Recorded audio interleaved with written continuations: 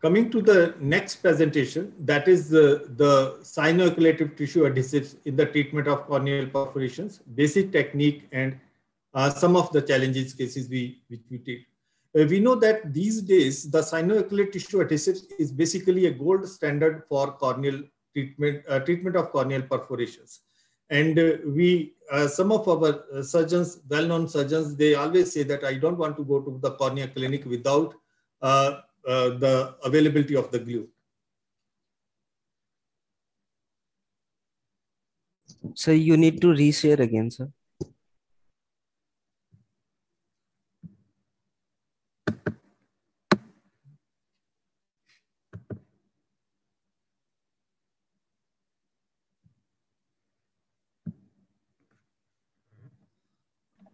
Coming to the type of the tissue adhesives, we have like N-butyl cyanoacrylate, isoamyl 2 cyanoacrylate, 2-octyl cyanoacrylate. We are all aware that we need a longer chain cyanoacrylate polymers because the short chain polymers are toxic to cornea.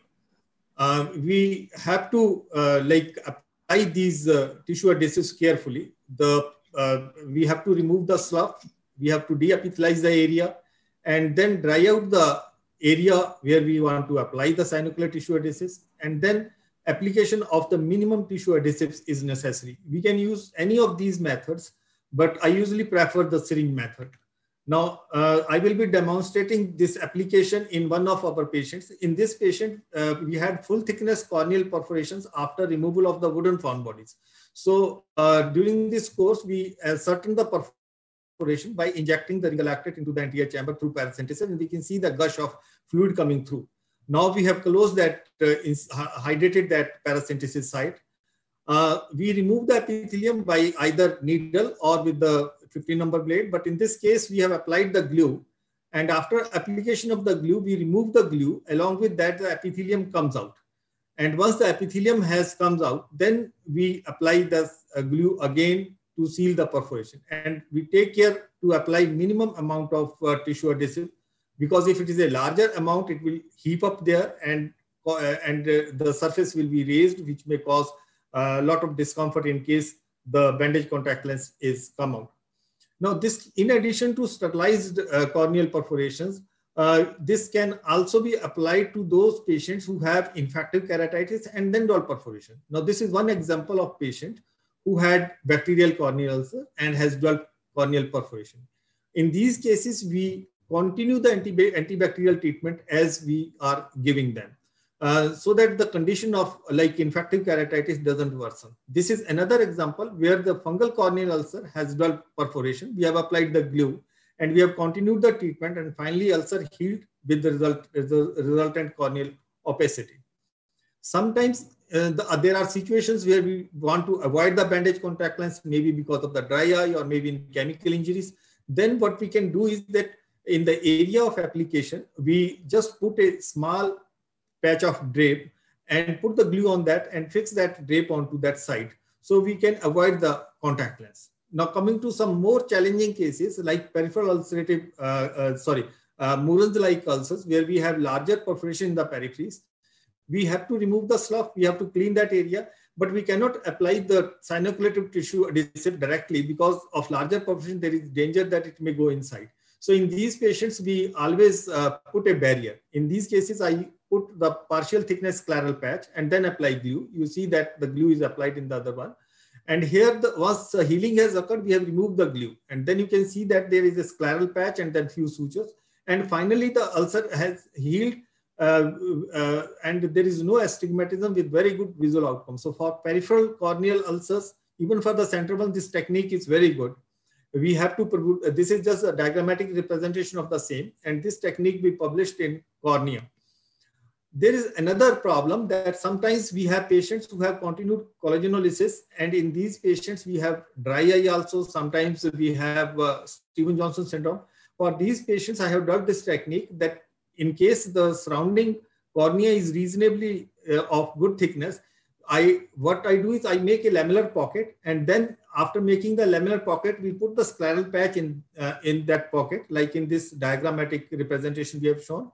And then after putting that patch, we can apply glue. Now I will be showing one video of such a case. In this case, we are now removing the epithelium. After removal of the epithelium, we can, like in this case, we are using like 26 gauge needle to remove the epithelium. And once the epithelial removal is there, sometimes it is firmly adherent where the opacity is there or we are not able to remove, then we can use sometimes tooth forceps also in these cases. Care should be taken where the surrounding keratolysis is there, not to enlarge the perforation. Now with the crescent knife,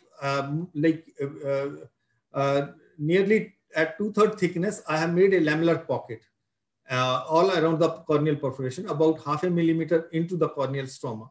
And then we'll take the scleral patch, which we prepare by using the skin biopsy punch, and we make it thin to the 1/3 of the original scleral thickness.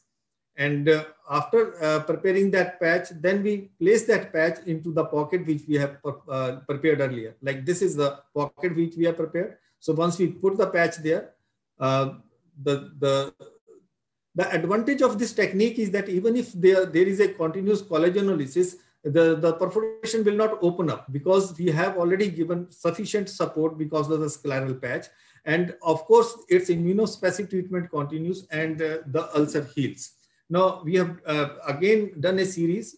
In one of the patients, we removed early this patch, but the serial test was negative and it healed with the bandage contact lens alone. Again, this series we could present in, we have published in Indian Journal of Ophthalmology in one of the recent issues.